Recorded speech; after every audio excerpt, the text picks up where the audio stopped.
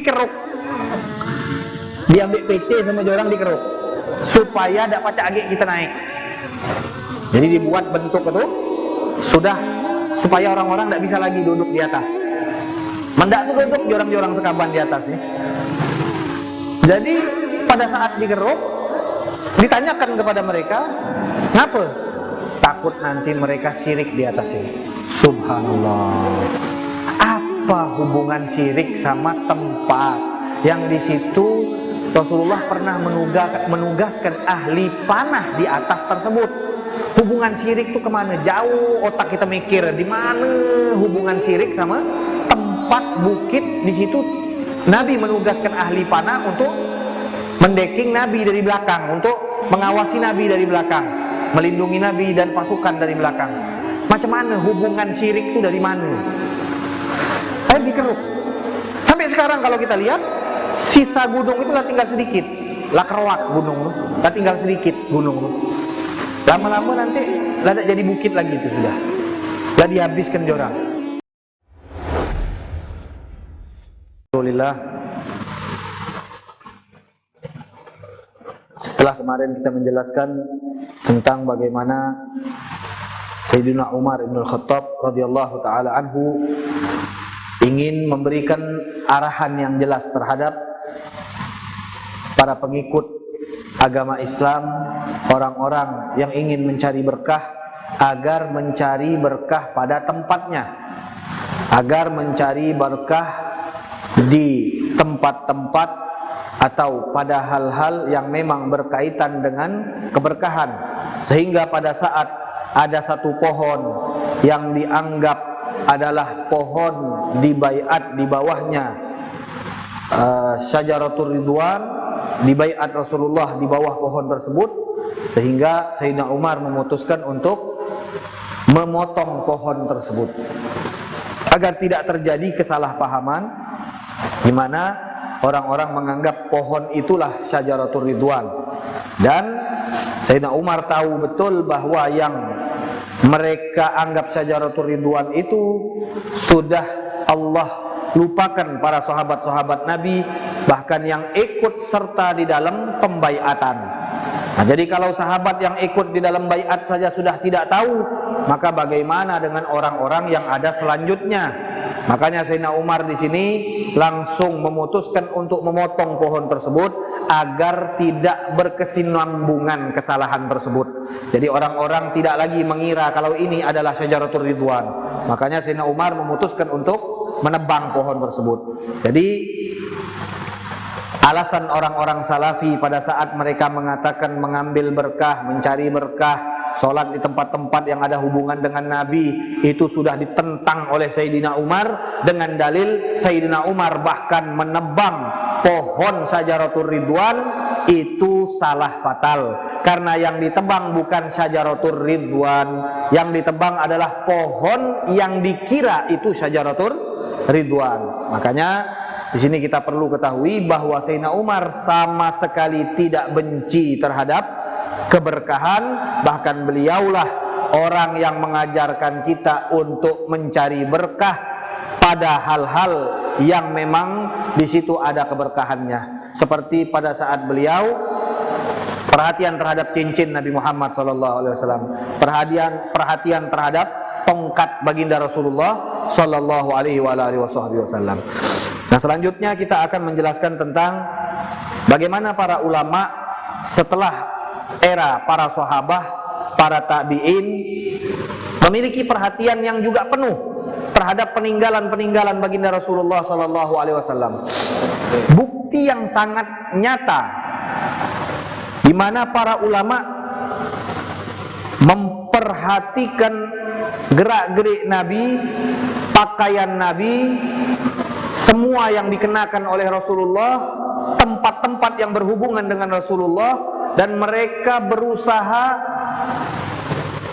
mengabadikan momen tersebut lewat kitab-kitab mereka, agar orang yang datang setelah baginda Rasulullah tahu apa saja yang pernah dikunjungi Nabi, pakaian apa saja yang pernah dipakai oleh baginda Rasulullah, kemudian siapa saja yang pernah didoakan oleh baginda Rasulullah. Semua yang berhubungan dengan Nabi Muhammad dibukukan oleh para ulama kita, dan kita sudah sempat membaca kitab tersebut dan sudah kita khotamkan. Nama kitabnya Syamsul Afaq Binuri Malil Mustafa Min Karimil Akhlaq. Kitab mana pula nih Ustaz? Lah khotam kita kitab nih. Kita lah khotam kitab ini di Masjid Jami, khotaman makan nasi. Tapi nama kitab nih macam baru dengar nih Ustaz. Nama kitab aja macam kita baru dengar, macam mana isi dalam kitab itu yang sudah kita baca. Jadi nanti insya Allah kita ulangi lagi hal-hal yang berkaitan dengan baginda Rasulullah Sallallahu Alaihi Wasallam, tapi tentunya dengan kitab lain lagi. Tapi pembahasannya nanti akan kita bahas hal-hal yang berkaitan dengan baginda Rasulullah, doa-doanya Rasulullah, pokoknya semua yang berkaitan dengan baginda Rasulullah, akhlaknya Rasulullah, agar hal yang kita dengar itu bisa kita praktekkan dalam kehidupan kita. Karena tidak ada aturan, tidak ada arahan yang lebih baik daripada arahan dan aturan baginda Rasulullah Sallallahu Alaihi Wasallam.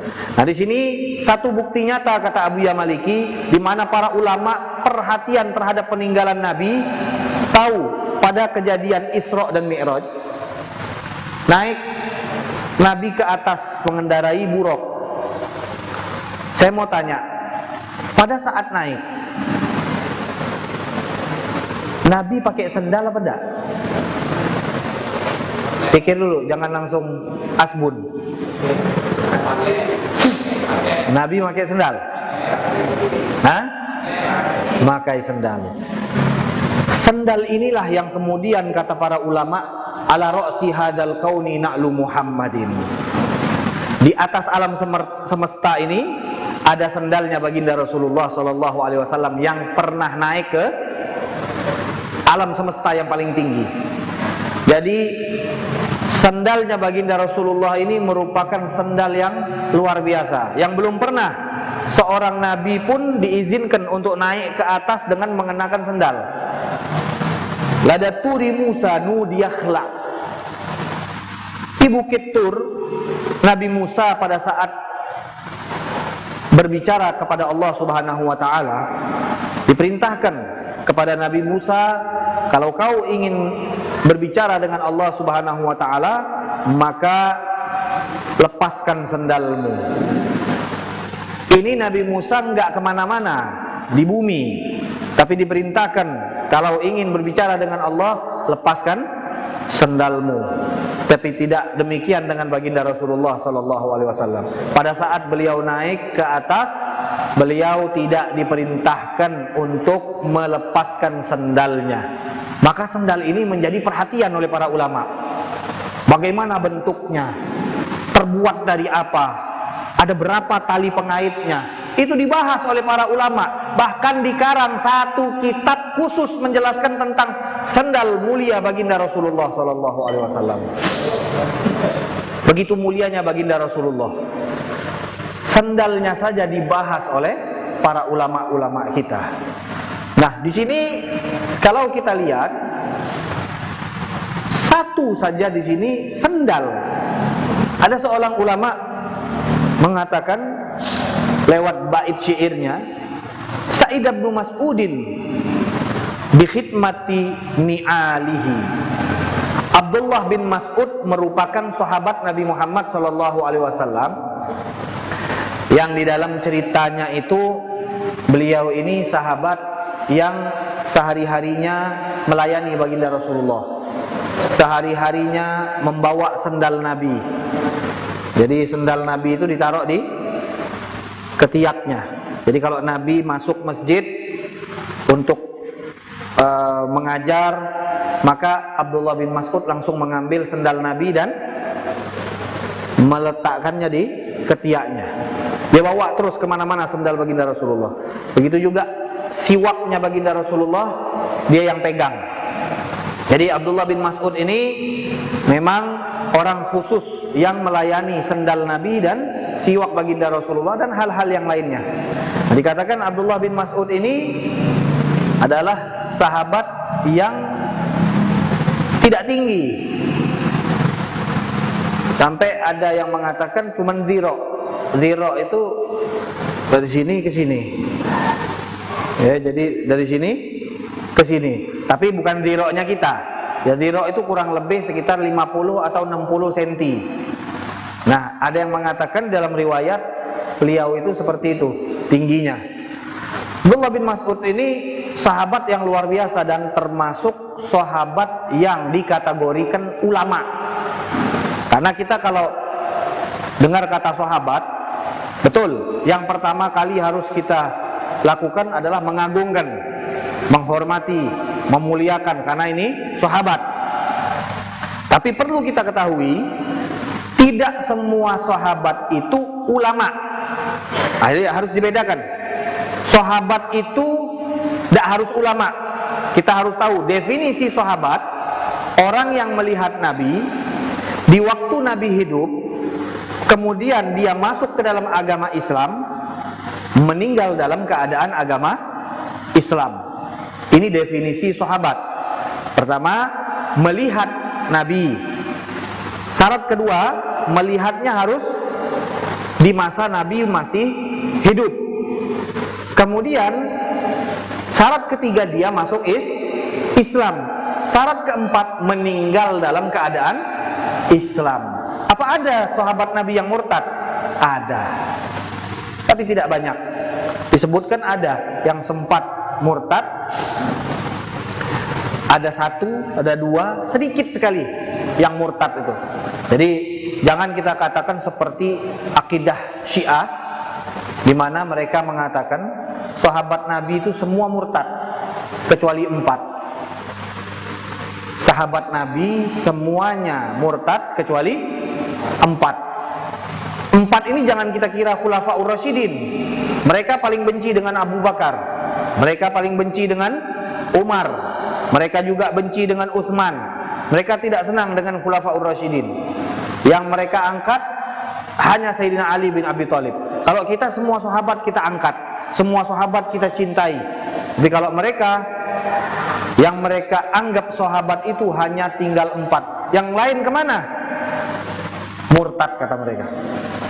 Ini bahayanya aliran Syiah. Nah, mungkin kita di sini tidak perlu membahasnya terlalu lebar karena belum ada. Nanti kalau sudah ada baru kita bahas panjang-panjang. Nah, ini kan yang sudah ada sekarang, ini kan Salafi sama Wahabi ini kan, yang ngerusak masjid-masjid sama surau-surau kita kan, mereka-mereka ini.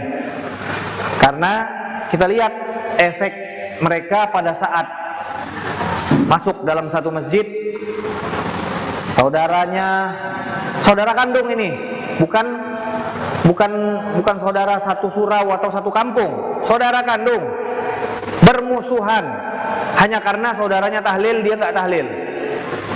Sampai segitu, hanya karena tahlil dia bilang ini sudah syirik dan melakukan hal-hal yang bid'ah, tanpa dia pelajari lebih dalam apa makna bid'ah, apa saja yang masuk di dalam kategori bid'ah. Begitu juga dia tidak belajar apa itu syirik, siapa saja yang dikategorikan syirik. Dia nggak mau mempelajari lebih dalam. Dia hanya dengar kata Ustadz si fulan yang tahlil itu bid'ah. Bahkan kalau dia minta di kuburan, maka itu sudah syirik. Dia nggak lihat bagaimana fakta yang terjadi di lapangan. Orang-orang yang tahlil tidak ada yang meminta kepada selain Allah. Orang-orang yang tahlil itu juga punya dalil. Jadi jangan dikira orang yang tahlil tidak punya dalil. Begitu juga yang maulid dibilang ahli bid'ah, yang kunut ahli bid'ah, yang baca bismillah pada sholat ahli bid'ah. Banyak perselisihan yang ditimbulkan oleh mereka orang-orang Salafi dan Wahabi, sehingga kita harus menjelaskan persepsi atau pemikiran dan pemahaman-pemahaman mereka yang membuat kita terpecah belah ini.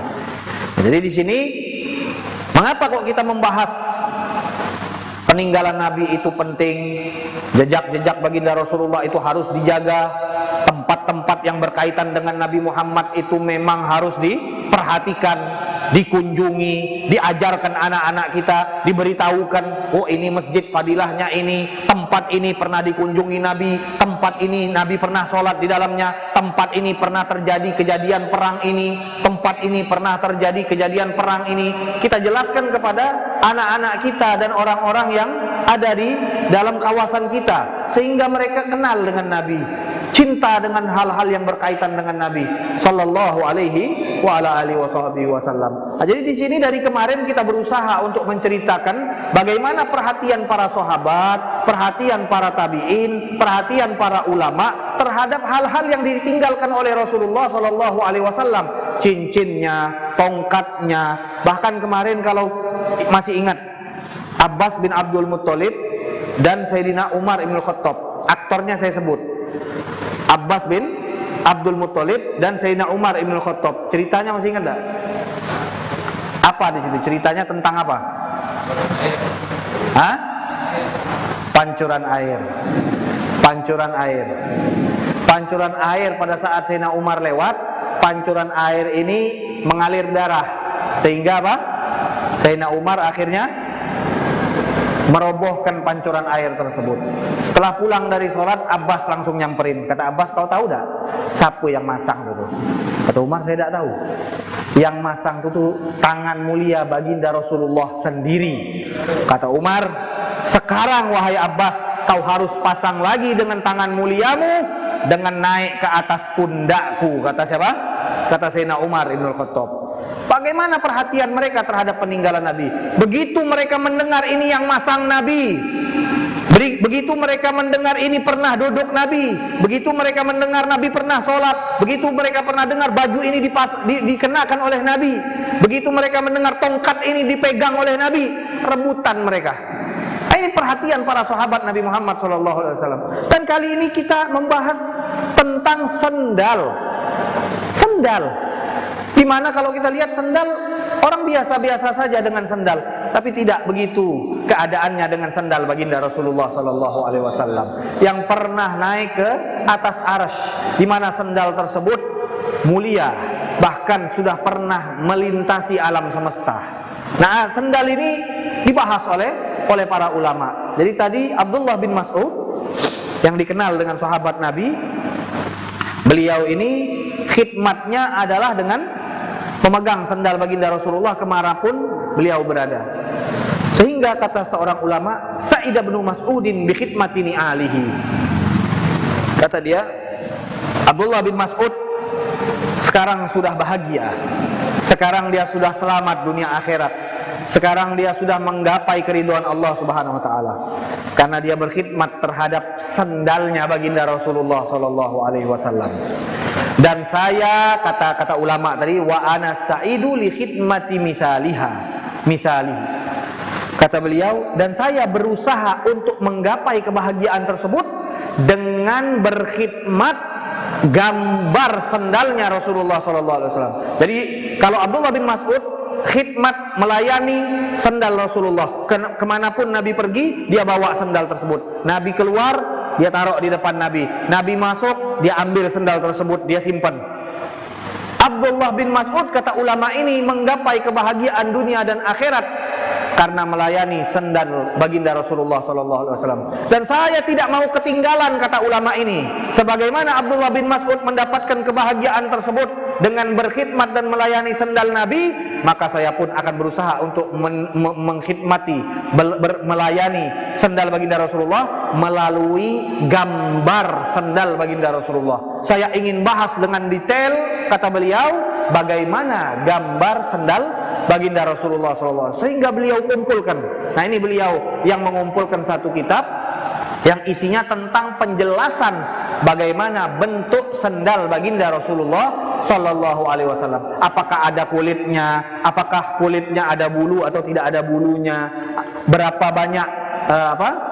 banyak tali yang ada di samping? Bentuk depannya seperti apa? Bentuk belakang seperti apa? Ini yang dibahas di dalam satu kitab, sehingga beliau meyakini mudah-mudahan dengan aku melayani baginda Rasulullah dengan memberikan gambaran kepada orang-orang bagaimana bentuk sendal Nabi, aku berharap agar aku digolongkan menjadi orang-orang yang bahagia di dunia dan juga di akhirat. Ini ulama yang tahu di mana tempat keselamatan, di mana tempat kebahagiaan. Mereka tahu kalau mau bahagia, kalau mau selamat, maka peganglah Rasulullah sallallahu alaihi wasallam. Cintailah baginda Nabi Muhammad sallallahu alaihi wasallam. Tidak ada jalan lain kecuali jalan ini, kata para ulama. Wa may yuti'illaha wa rasulahu faqad faza fawzan 'azima. Hanya yang taat kepada Allah, yang taat kepada Rasulullah, merekalah yang mendapatkan keberuntungan yang sebesar-besarnya, keberuntungan yang luar biasa. Itu hanya didapatkan dengan taat kepada Allah dan taat kepada baginda Rasulullah sallallahu alaihi wasallam. Dan kemudian Abu Yamaliki menjelaskan, karena ini kan berhubungan dengan peninggalan Nabi. Peninggalan ini ada di mana? Mekah dan Madinah. Jadi beliau ingin menjelaskan, penjelasan ini sebenarnya ditujukan untuk orang-orang Salafi dan Wahabi yang di sana, karena mereka yang gencar untuk menghilangkan jejak-jejak tersebut. Makanya kalau sekarang kita ke kota Makkah atau ke kota Madinah, apa masih ada rumah-rumah peninggalan zaman baginda Rasulullah SAW? Pernah ada nengok batu-batu yang sudah ada di zaman Nabi Muhammad SAW? Ada nggak? Yang pernah ke Mekah, pernah ke Madinah, pernah melihat ada bangunan yang utuh dari zaman Nabi sampai sekarang? Tidak ada. Tidak kita temukan. Alasannya kenapa? Sudah dirobohkan. Takut orang syirik nanti di sana. Takut orang syirik. Yang ada mudun soleh, madain soleh, kota kaum soleh, masih ada. Padahal kaum soleh itu zaman kapan? Nabi soleh zaman kapan? Jauh sebelum baginda Rasulullah SAW. Itu masih ada.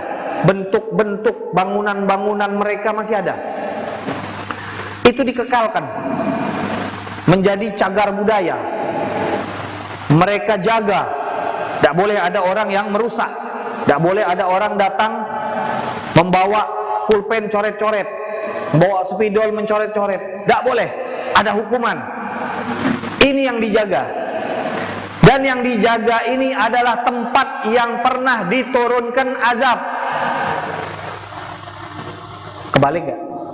Tempat yang pernah diturunkan azab kita jaga, kita lestarikan. Tapi tempat-tempat yang dulu sering turun rahmat kita tiadakan. Alasannya remeh. Takut nanti orang-orang syirik di tempat tersebut. Takut, apalagi yang mereka takutkan itu cuma satu, orang Indonesia inilah yang orang takut, yang suka beusap-usap, berhapa-hapa ini orang Indonesia inilah, yang banyak syirik ini orang Indonesia inilah. Belum lagi nanti berambil pasir, berambil tanah, habis nanti lama-lama tanah Madinah tadi.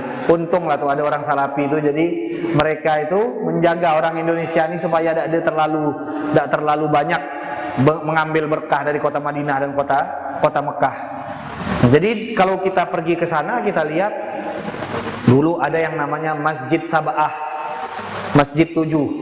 Masjid 7 ini kisahnya bukan ada masjid 7 masjid di zaman Nabi, bukan. Jadi pada saat penggalian parit besar di perang Khandaq, itu Rasulullah dan para sahabatnya sholat di tempat masing-masing dekat dengan penggalian mereka. Jadi misalkan ada orang satu di sini, satu di sini, satu di sini, dengan kelompoknya masing-masing, dia menggali. Nanti kan nyambung paritnya tadi. Nah, tiap-tiap tempat ini ada musola masing-masing. Musola yang mereka maksud adalah apa? Tempat mereka sholat pada saat istirahat kerja. Dan kemudian itu dijadikan kayak musola kecil. Ada 7 tempat. Kan sekarang hanya tinggal 1 tempat atau 2 tempat. Dan ada Masjidul Fatah di mana di situ dikatakan pada saat Rasulullah mengawasi kerjanya para sahabat memacul, menggali parit, Rasulullah sholat di tempat tersebut dan kemudian dijadikan Masjidul Fatah. Masjidnya masih ada, tapi bukan masjid yang dulu, masjid yang baru dibangun dengan bangunan baru sekarang. Jadi masjid Nabi sudah ditiadakan. Nah, jadi hanya tinggal beberapa masjid. Di sana kalau kita lihat seperti ada di daerah Uhud. Dari kota Madinah tidak beberapa jauh, paling 2 km, 3 km dari Masjid Nabawi, dekat. Di Uhud ini kan pernah terjadi satu peristiwa penting. Peristiwa apa itu? Hah? Makan? Belum, baru 8:30. perang Uhud. Ini peristiwa penting, di mana banyak sekali pelajaran dari perang Uhud. Kemarin kita di bulan Ramadan membahas perang Uhud. Begitu mulianya perang tersebut, orang-orang yang hadir di perang tersebut, dan ada pelajaran-pelajaran penting di dalam perang Uhud. Di perang Uhud ada satu bukit, Rasul menugaskan 70 ahli panah. Kemudian bukit ini sampai tahun sekitar 2000-an, mungkin 2000-an masih ada, masih utuh.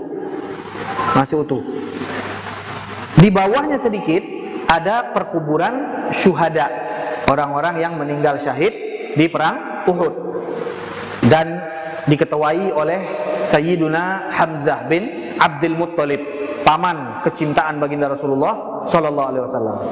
Nah, jadi di situ perkuburan syuhada, di sampingnya ada bukit kecil, tempat di mana ahli panah ditugaskan oleh Rasulullah untuk mengawasi Rasulullah dari belakang. Akhirnya orang-orang kalau datang ke situ, tidak jauh-jauh nih, orang Indonesia nih lah, asal datang ke situ, jorang ziarah, habis ziarah, yuk kita naik ke bukit yuk. Selama-lama ini tidak ada orang nak naik-naik ke bukit, baru orang Indonesia nih lah nak naik-naik ke bukit. Nengok ada apa, pokoknya jorang, yuk nengok yuk.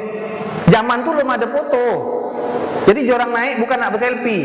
Memang tadi mungkin dorongan orang Indonesia cinta sama tempat-tempat yang bersejarah, cinta dengan tempat-tempat yang ada keberkahan. Akhirnya jorang naik. Yang umroh dari Indonesia ini kan tidak mutus-mutus. Bulan ini ada lagi, bulan depan ada lagi, bulan depan ada lagi. Jadi dipantau sama jorang. Yang naik jorang-jorang nih lah, macam beradik-beradik jorang nih, saudara, kemarin adik, nih kakak, dorang-dorang nih lah kata dia. Akhirnya tahu tak bukit nih tadi dia apa kan? Dikeruk sama pemerintah. Dikeruk. Diambil PC sama jorang, dikeruk. Supaya tak pacak agak kita naik. Jadi dibuat bentuk itu sudah supaya orang-orang tidak bisa lagi duduk di atas. Mendak tuh duduk jorang-jorang sekaban di atas ya.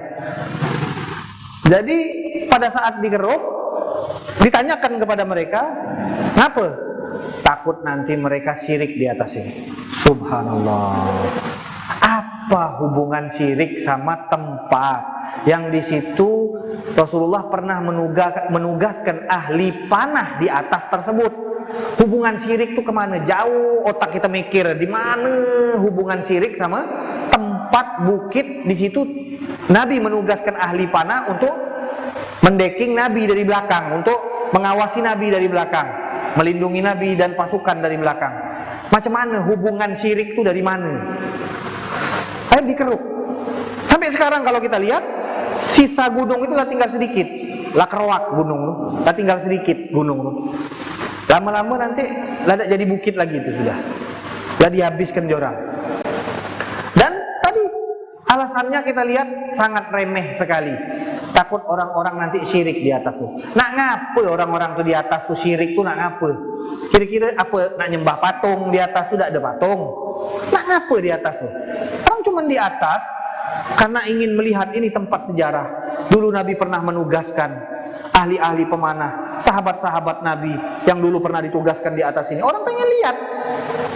Wajar. Ini sejarah kita. Kita ingin memastikan. Tapi dihabiskan oleh mereka. Nah, ini contoh. Dan masih banyak lagi di kota Madinah atau di kota Mekah, tempat-tempat bersejarah yang hampir-hampir sudah tidak diketahui oleh orang-orang yang berangkat ke kota Mekah dan kota Madinah. Jadi kalau kita berangkat ke kota Mekah, Madinah, paling sekarang yang kita ziarahi adalah ziarah Uhud, ziarah Baqi, kemudian nanti ujung-ujungnya ada di kebun kurma. Padahal kalau kita lihat telusuri sejarahnya, kebun kurma ini bukan kebun kurma Sayyidina Utsman. Entah kebun kurma siapa. Kebun kurma ini kita nanti masuk dalam rute tur kita. Tapi kita tidak tahu nih. Dan kalau kita lihat kebanyakan tempat-tempat bersejarah yang dikunjungi, yang paling lama jamaah Indonesia bukan di Uhud, bukan di Baqi, Tapi di kebun kurma tadi yang paling lama. Sedap di sini, pacak bertengok-tengok batang, pacak berbeli-beli kurma kata orang. Paling lama 3 jam 4 jam pacak orang di situ. Nah ini kalau kita lihat tempat-tempat sejarah di sana padahal banyak sekali. Ada kebun kurma Sayyidina Utsman, ada sumur yang dibeli oleh Sayyidina Utsman dari orang Yahudi. Kemudian ada tempat, ada lembah di mana Nabi sempat sholat di sana. Ada wadi Akik. Nabi diperintahkan sholat di wadi tersebut. Banyak tempat-tempat bersejarah di kota Madinah. Dan alhamdulillah kami pada saat tinggal di sana berkesempatan untuk mengunjungi tempat-tempat yang kebanyakan orang tidak mengunjunginya karena pertama keterbatasan waktu orang-orang yang berangkat umroh, kedua memang keterbatasan pengetahuan orang yang membawa mereka untuk ke tempat-tempat sejarah. Nah, kami kemarin melibatkan orang Madinah. Jadi waktu kami belajar di sana ada orang Madinah yang memang ahli sejarah, dia tahu tiap-tiap tempat dengan hadisnya, dengan sejarahnya, dengan kitabnya. Nah, di sini pernah gini. Sumur yang ini Nabi pernah meludahinya dan Nabi meminum di sumur ini. Maka kita nanti datang ke sumur tersebut. Jadi tiap-tiap tempat dia tunjukkan. Nah, di sini Nabi pada saat membebaskan Salman Al-Farisi menanam 300 pohon kurma, di mana kalau kurma lain berbuah 1 tahun 1 kali, kurma yang ditanam dengan tangan mulia Nabi berbuah 1 tahun 2 kali. Dan ada tempatnya, tapi wallahu alam kurmanya apakah masih kurma zaman Nabi atau bukan, tapi ada tempatnya, masih ada. Ditunjukkan ini tempat ini. Sumur saja ada banyak sumur di kota Madinah yang berhubungan dengan baginda Rasulullah. Ada sumur yang pernah diminum oleh Rasulullah, sumur yang pernah diludahi oleh Rasulullah, sumur yang Nabi meminta agar dimandikan dengan sumur tersebut. Banyak sejarah yang ada di kota Madinah karena Nabi hidup di kota Madinah. Benar gak? Pasti banyak sejarah di sana. Gak mungkin cuman Baqi, Uhud, kemudian kebun kurma siapa tadi. Gak mungkin kan? Pasti banyak di sana. Tapi ya inilah, karena keterbatasan tadi yang kita sudah sebutkan, akhirnya kita di Madinah hanya Masjid Nabawi dan tidak bisa menikmati, mempelajari sejarah-sejarah lainnya yang berkaitan dan berhubungan dengan baginda Rasulullah Sallallahu Alaihi Wasallam. Paling ada nanti Masjid Quba, Masjid Qiblatain, dan selebihnya sudah tidak ada lagi tempat-tempat lain yang padahal masih banyak sekali yang seharusnya dijaga oleh mereka dan bisa kita lihat sampai sekarang, tapi sudah mereka robohkan dengan alasan tadi, takut orang syirik nanti di tempat tuh. Nah, jadi alasannya sangat lucu, dan selain lucu suuzon sama orang-orang Indonesia. Suuzon sama orang-orang yang datang ke sana menganggap orang kalau datang melihat tempat sejarah mau syirik di tempat tersebut. Nah, jadi itulah kekurangan yang ada di dalam pemahaman-pemahaman mereka sehingga harus kita ketahui. Jadi kita jangan seperti ini. Kalau ada peninggalan, hal-hal yang berkaitan dengan Nabi, hal-hal yang berkaitan dengan orang soleh, kita jaga. Kita tahu tempat-tempat yang pernah Allah turunkan rahmat, maka tempat tersebut mengandung keberkahan. Begitu juga kemarin kita sudah baca tempat-tempat yang ada azab, yang pernah diturunkan azab, tempat tersebut masih ada mengandung hal-hal yang dibenci oleh Allah Subhanahu wa taala.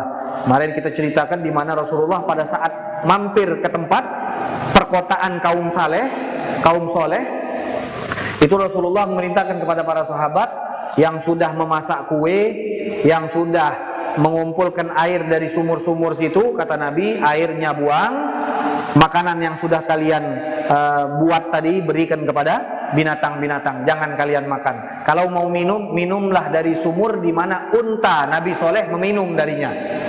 Jadi tempat tadi tidak diperbolehkan Nabi untuk mengambil airnya dan juga untuk mengambil makanan yang ada di tempat tersebut. Begitu juga pada saat Nabi dan sahabat melewati Wadi Muhassir, tempat yang dulu pernah diturunkan azab.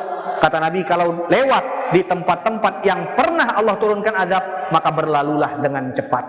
Maka kata para ulama, sebagaimana tempat baik akan terus mengandung kebaikan dan keberkahan, begitu juga tempat buruk akan terus ada keburukan-keburukan kalau dia sudah pernah diturunkan azab oleh Allah Subhanahu wa ta'ala.